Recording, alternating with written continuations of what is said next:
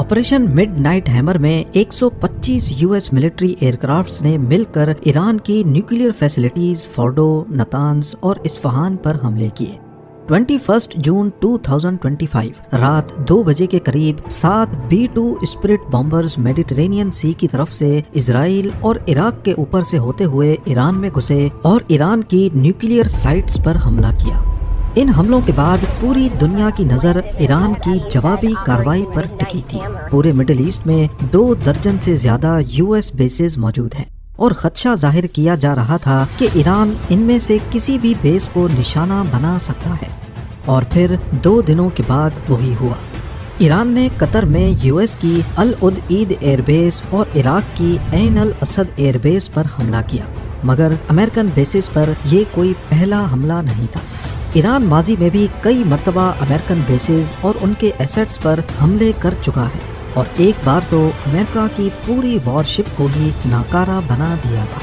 آئیے جانتے ہیں ماضی کے وہ 4 واقعات جب ایران نے کھلم کھلا امریکہ کو گہری چوٹ پہنچائی تھی۔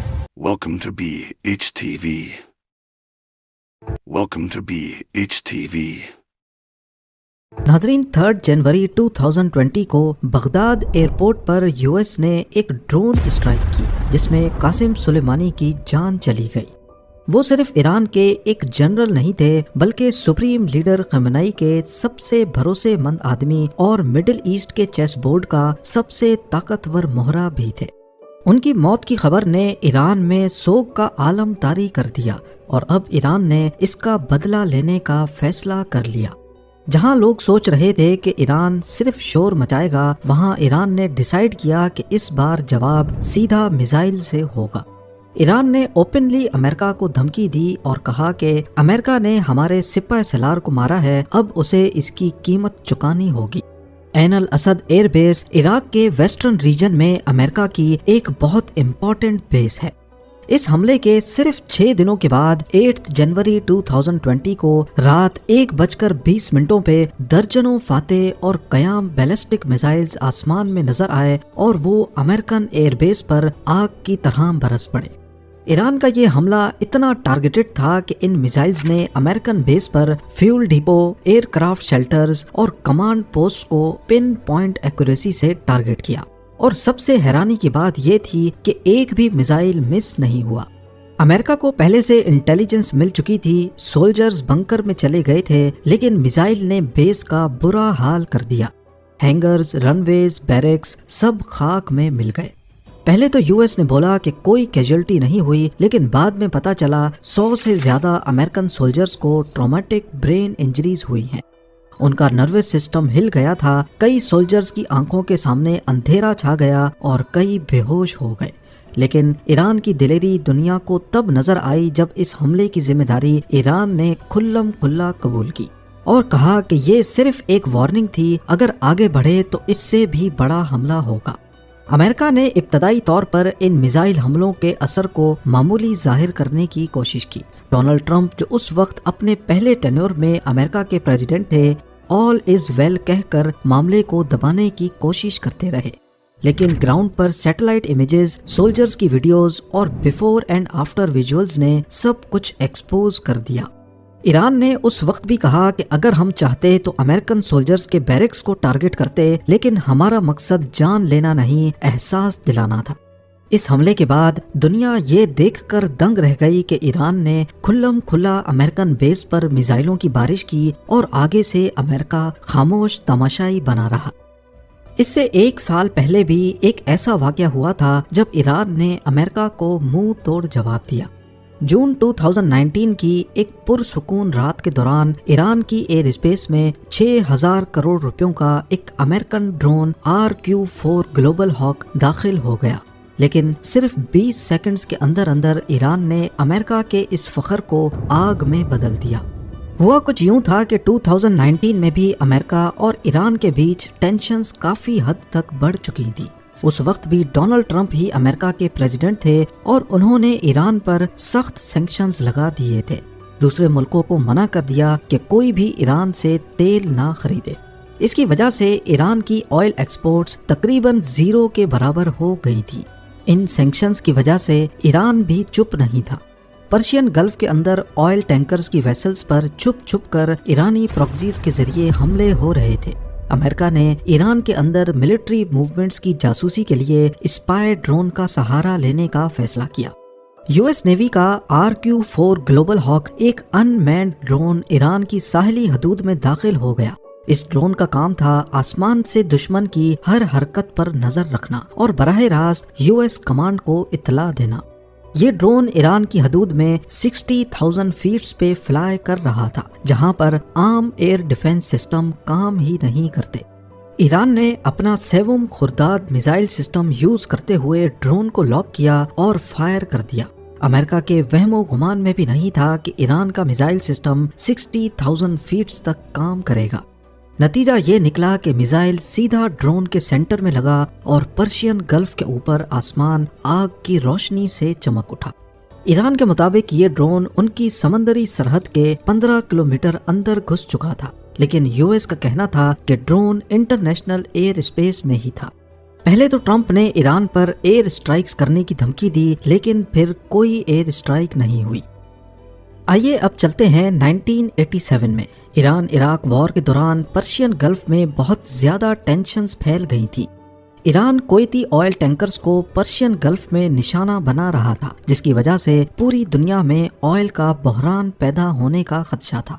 यही वो वक्त था जब अमेरिका ने ऑपरेशन अर्नेस्ट विल लॉन्च किया, जिसमें यूएस नेवी की वॉरशिप्स कुवैती ऑयल टैंकर्स को प्रोटेक्शन देती और एस्कॉर्ट करके बाहिफाजत अरेबियन सी तक पहुंचाती। 1 साल तक चलने वाला ये ऑपरेशन वर्ल्ड वॉर 2 के बाद यूएस नेवल कॉन्वॉय का सबसे बड़ा ऑपरेशन था। लेकिन अमेरिका के ऑपरेशन के बावजूद टेंशन्स कम नहीं हुई। तब अमेरिका ने कुवैती ऑयल टैंकर्स को रीफ्लैग करने की परमिशन दे दी, यानी कुवैत के कई टैंकर्स पर कुवैती फ्लैग हटाकर अमेरिका का फ्लैग लहरा दिया गया और फिर ऐलान किया गया कि अमेरिकन फ्लैग वाली शिप पर अगर ईरान ने हमला किया तो ये अमेरिका पर हमला तस्वुर किया जाएगा। ईरान कुछ वक्त तक बर्दाश्त करता रहा, लेकिन फिर 16 अक्टूबर 1987 को उससे रहा नहीं गया। MVC आयल सिटी ऐसी ही एक कुवैती शिप थी जिसे रीफ्लैग करके अमेरिका का बना दिया गया था। ईरान ने Chinese made silk worm missile launch किया, जो सीधा शिप के ब्रिज पर आकर लगा। ये 3000 kg का सबसोनिक मिसाइल था जो 120 किलोमीटर तक टारगेट को हिट करने की काबिलियत रखता था। उस वक्त इस शिप के आसपास यूएस नेवी की कोई वॉरशिप नहीं थी, क्योंकि अमूमन ईरान रीफ्लैग्ड शिप को निशाना नहीं बनाता था। ये ईरान की तरफ से किसी भी अमेरिकन फ्लैग्ड शिप पे होने वाला सबसे पहला हमला था। इस हमले में 18 क्रू मेंबर्स जख्मी हुए और शिप का कैप्टन, जो यूएस सिटीजन था, उसका चेहरा जख्मी होने की वजह से उसकी दोनों आंखें जाया हो गईं। अमेरिकन फ्लैग्ड शिप पर हमला करने का मतलब था कि ईरान ने सुपर पावर के कॉन्फिडेंस को चैलेंज किया है। बदले में यूएस नेवी ने 3 दिनों के बाद पर्शियन गल्फ में 2 ईरानी ऑयल प्लेटफॉर्म्स को तबाह कर दिया। उस वक्त ये दोनों ऑयल प्लेटफॉर्म्स ऑयल प्रोड्यूस नहीं करते थे, लेकिन ईरानी रेवोल्यूशनरी गार्ड क्रॉप्स इसे मिलिट्री मकसद के लिए इस्तेमाल करता था। अब जानते हैं कि ईरान ने यूएस नेवी की वॉरशिप को कैसे तबाह किया। ऑपरेशन अर्नेस्ट विल के दौरान ही ईरान ने पर्शियन गल्फ में ऑयल टैंकर शिप्स को तबाह करने के लिए एक ऐसा तरीका इस्तेमाल किया जो यूएस नेवी की एक वॉरशिप को भी ले डूबा। ईरानी नेवल फोर्सेस ने पर्शियन गल्फ में माइंस का एक नेटवर्क बिछा दिया। ये माइंस पानी के ऊपर नहीं तैरती थी, क्योंकि अगर पानी के ऊपर होंगी तो आसानी से उन्हें बाईपास किया जा सकता था। इन माइंस को चेन के साथ बांधकर एंकर वेट लगाया जाता और स्पीड बोट्स के जरिए उन्हें पानी में फेंक दिया जाता। चेन की लंबाई इतनी रखी जाती कि माइन सरफेस से 5 मीटर नीचे तैरती रहे, क्योंकि बड़ी शिप्स का हल सरफेस से 10 मीटर नीचे होता है। यानी माइन सिर्फ तब फटेगी जब कोई भारी शिप उसके ऊपर से गुजरेगी।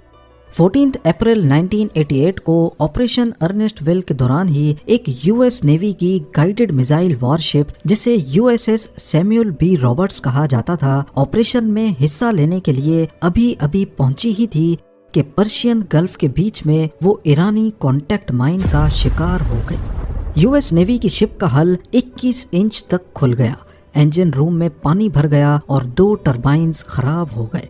$1500 کی مائن نے $190 ملین کی شپ کا بیڑا غرق کر دیا۔ اس حملے کے بعد اس ایریا کو اچھی طرح سرچ کرنے پر یو ایس نیوی کو ایرانی مائنز کا بچھایا ہوا ایک پورا نیٹ ورک مل گیا۔ 4 دنوں کے بعد یو ایس فورسز نے ایران پر جوابی وار کیا۔ U S ships, aircrafts اور ٹروپس نے 2 ایرانی آئل پلیٹ فارمز اور ایک ایرانی IRIS سہند نامی وارشپ کو تباہ کر دیا۔ اس حملے میں ایک یو ایس میرین کا ہیلی کاپٹر جبکہ 2 پائلٹس مارے گئے۔ اتہاس گواہ ہے کہ جب سے ایران میں پرو امریکن گورنمنٹ کا خاتمہ ہوا ہے، ایران پر مختلف سینکشنز لگانے اور ان کے خلاف گہرا تنگ کرنے کے باوجود وہ امریکہ جیسی سپر پاور کو بھی جواب دینے میں کتراتے نہیں ہیں۔ اس بارے میں آپ کی کیا رائے ہے مجھے کامنٹ سیکشن میں ضرور بتائیے گا اور شیئر کریں گے۔ ملتے ہیں اگلی شاندار ویڈیو میں۔ Thanks to watch BHTV.